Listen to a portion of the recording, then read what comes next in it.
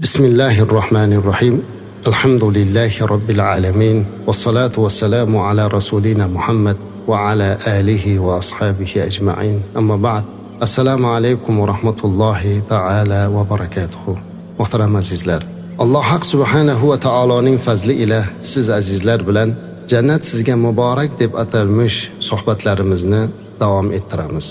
O'tgangi suhbatlarimizda jannatning ta'riflari va jannatiylar haqida suhbatlashdik. Oxirgi suhbatimizda payg'ambarimiz alayhissalatu vassalamni qiyomatda ufqni to'ldirib ummatni jannat tomon kelishliklari-yu 70 ming ummatni hisobsiz jannatga kirishligi haqidagi bashoratlarini siz azizlarga yetkazgan bo'ldik. Tabiiyki har birimiz ushbu gaplarni eshitar ekanmiz Allohdan, Allohim bizni jannatingga dohil ayla va o'sha 70 ming hisobsiz kiradigan ummatlar safidan qilgin deb so'radik.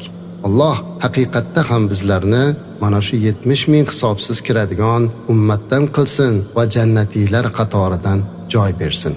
Muhtaram azizlar, payg'ambarimiz alayhissalom tomonidan qaysi ishlarni qilsak jannatga kirishlik imkoniyati bo'ladigan va mana shunga dalolat qilgan amallar haqidagi ko'p hadislari bor. Siz azizlar bilan mana shunday hadislarni ham o'rganib, ushbuga amal qilib Allohni jannatiga kirishni ta'limotini o'rganib bo'lamiz.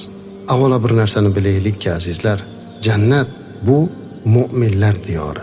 Alloh taologa iymon keltirgan kishi albatta jannatga kiradi. To'g'ri, gunohlarimiz bor, lekin gunohlarga yarasha jazo, azoblar ham bo'lar. Ammo lekin bizning aqidamizda iymon keltirgan kishi albatta jannatga kiradi deyiladi. La ilaha illalloh kalimasini aytgan kishi borki, u jannatga kiradi. Xo'p, bitta kalimani aytib hech narsa qilmaslik kerak ekanda degan xulosa chiqarishga shoshilmang azizlar. Modomiki bu kalimani chin qalbi ila aytgan har qanday inson u yaxshi insonga aylanajak va yaxshi amallarni ham qiladi inshaalloh. Keling Rasulimiz alayhissalatu vassalamni mana shu bobda aytgan hadislarni ba'zilarini o'rganamiz. Muoz ibn Jabal radhiyallohu anhu aytadilar. Rasulimiz alayhissalatu vassalam shunday deganlar: "Man kana akhiru kalamihi la ilaha illalloh dakhalal janna." Ravohi Abu Dovud. Ushbu hadisda payg'ambarimiz alayhissalom aytibdilarki, kimning oxirgi gapi la ilaha illalloh bo'lsa, albatta jannatga kiradi dedilar. Agar oxirgi gapimiz jon berar holatida, bu dunyodan ketar holatida la ilaha illalloh bilan ketsak, jannatga kiramiz inshaalloh. Buni Rasulimiz alayhissalom aytdilar. Hech kim inkor qila olmaydi. Ammo mana shu kalima o'zi juda ulug' kalima. Ha azizlar, Allohdan boshqa iloh yo'qligini haqiqatda qalb ila tasdiqlamoqlik, til ila izhor qilmoqlik, Allohdan boshqa iloh yo'q deb turibmiz. Allohga shirk va kufr keltirishlikdan uzoqlashayotgan mu'min albatta u jannatga loyiqdir. Boshqa bir hadisda payg'ambarimiz alayhissalatu vassalam aytadilar, Abu Hurayra radhiyallohu anhu rivoyat qildilar. Rasulimiz alayhissalom aytdilarki, al-imanu bid'un va sab'una aw bid'un va sittuna shu'ba. Iymon 70 nechta yoki 60 nechta ham shu'badan, bo'limdan iborat. Fa afdaluha qawlu la ilaha illalloh. Uning eng afzali la ilaha illalloh demoqlikdir dedilar. Va adnaha imatatul adha anit tariq. Uning eng kichigi esa yo'ldan ozorni olib tashlash. Wal haya'u shu'ba min al-iman. Hayo esa mana shu iymonning shu'basidan bittasi deb marhamat qildilar. Ushbu hadisda la ilaha illalloh eng yuqorida turishligini aytibdilar. Bu kalima birinchi farz bo'lgan, dunyodan o'tar chog'ida aytadigan oxirgi so'zdir. Mana shu birgina la ilaha illalloh kalimani aytgan odam bizni birodarimizga aylanadi azizlar. Birgina la ilaha illalloh kalimasini aytgan odam musulmon ummat safidan joy oladi. Va shu kalima tufayli u insonning moli, joni, qoni, obro'si omonda bo'ladi. La ilaha illalloh kalimasini aytgan odamning qonini to'kish, molini o'g'irlash, joniga qasd qilish, obro'sini to'kish endi harom bo'ladi. Lekin bu kalima qalbning to'ridan chiqmoqi lozim. Tilingizda aytib boshqalarga aytishingiz mumkin. Biz eshitganimizni tasdiqlaymiz. La ilaha illalloh dedimi? U biz uchun birodar. Uning qalbi esa Allohga havola. Biz esa bugun mana shu qalbimizla shu kalimani aytib unga erishadigan mukofotimiz haqida gaplashyapmiz. alloh taolo payg'ambarimiz alayhissalomga Qur'onda aytgan, Muhammad surasida keladi, a'udhu billahi minash shaytonir rojim, fa'lam annahu la ilaha illalloh. Bas ey Muhammad sallallohu alayhi vasallam, Allohdan o'zga iloh yo'qligini biling. Bu kalima iymon va omonlik kalimasidir. Mazkur kalimani agar kofir aytsa musulmonga aylanadi. Musulmon aytsa maqom va martabasi ko'tariladi. Ko'p qaytarib turish kerak. Bu kalima tilga oson, savobi ulkan, ulug' bo'lgan zikr hisoblanadi. Zikr nima edi? Allohni eslash. Eng yaxshi zikr mana shu la ilaha illalloh kalimasi ekan azizlar. Buni aytib yursak, oxirgi kalimamiz ham shu bo'lishligini Allohdan so'rab boramiz. Avvalgi ustozlar va hozir ham ko'p yoshi ulug'lar duo qilganlarida, Allohim oxirgi kalimam la ilaha illalloh bo'lishini nasib qilgin deb duo qilar ekanlar. Jabir radhiyallohu anhu aytadilarki, men Rasululloh sallallohu alayhi va sallamni mana bunday deganlarini eshitdim. U zot shunday dedilar: "Afzalu zikr la ilaha illalloh" dedilar. Imom Termiziy rivoyat qildilar. Bu kalima ismi a'zam bo'lib, dunyo va undagi barcha narsalardan yaxshidir.